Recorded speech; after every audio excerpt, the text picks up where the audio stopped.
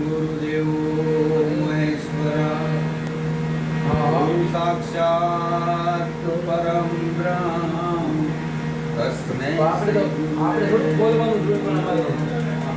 આજ ગુરુના ધર્મમાં બોલવાનું હોય પણ માથું ઝુકાવી ગુરુને પ્રાર્થના કરી સંત બજરંગદાસ બાપાના ચરણમાં વંદન કરી આજ બાપાનો એક પ્રસંગ મારે કેવો છે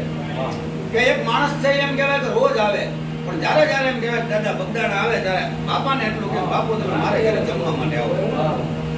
એટલે બાપાને એમ જો ઘર રોજ આવે છે રોજ કહે છે કે મારે આને કાંઈક કેવું જોઈએ એટલે બાપાએ કીધું ભાઈ તારે ઘરે હું જમવા માટે આવું પણ તારે મને શીરો બનાવી જમાડવું પડે જો તારી ઘરવાળી બનાવે ને તો બાપુ શીરો બનાવું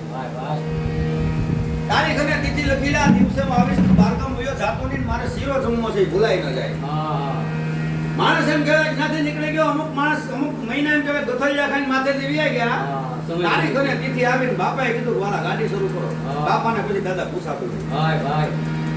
ગાડી લઈ અને બરોબર ગાડી લઈને નીકળ્યા જેને ઘરે જાવું તો ત્યાં જઈને બાપુ ઉભા રહ્યા તો ત્યાં જઈને જોવે છે તો માનવની મેદની એકડી ખાઈ ડૂબી છે ખંભા ઉપર ફાળિયા રહી ગયા બધા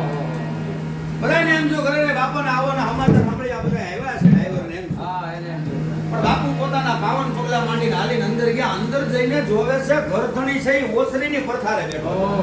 ઢીલો પડી ગયો બાપુએ બાજુ બેન કીધું તાલા ગાંડા તે મને જે તારીખ અને તારીખ આપી હતી ને હું આવી ગયો છું તું મને જમાડી લે તેની ઘરધણીના હાથ છે તાર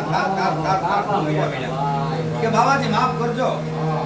આજ હું તમને જમાડી કોઈ મારી કોઈ પોઝિશન નથી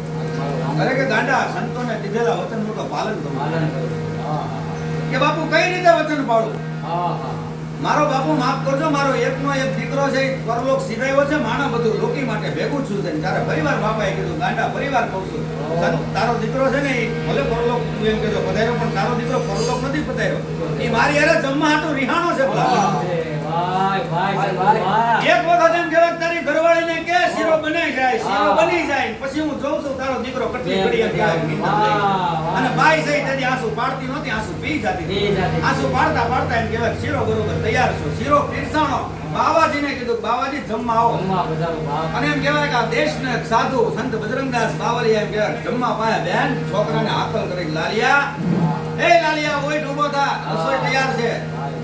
તારી જનેતાએ શીરો બનાવ્યો છે બાપ અને હું બગદાણાથી આવ્યો છું તેથી છોકરો એમ કહેવાય ઉપરથી ધોળું લુગડું એમ કહેવાય મોટું કરી બાજુમાં બેહીને એક થાળીમાં શીરો ખાધો વિધાતાના લેખની માથે મેક મારી કે મારો આ બાવલિયો ઈ સંત બજરંગદાસ બાપા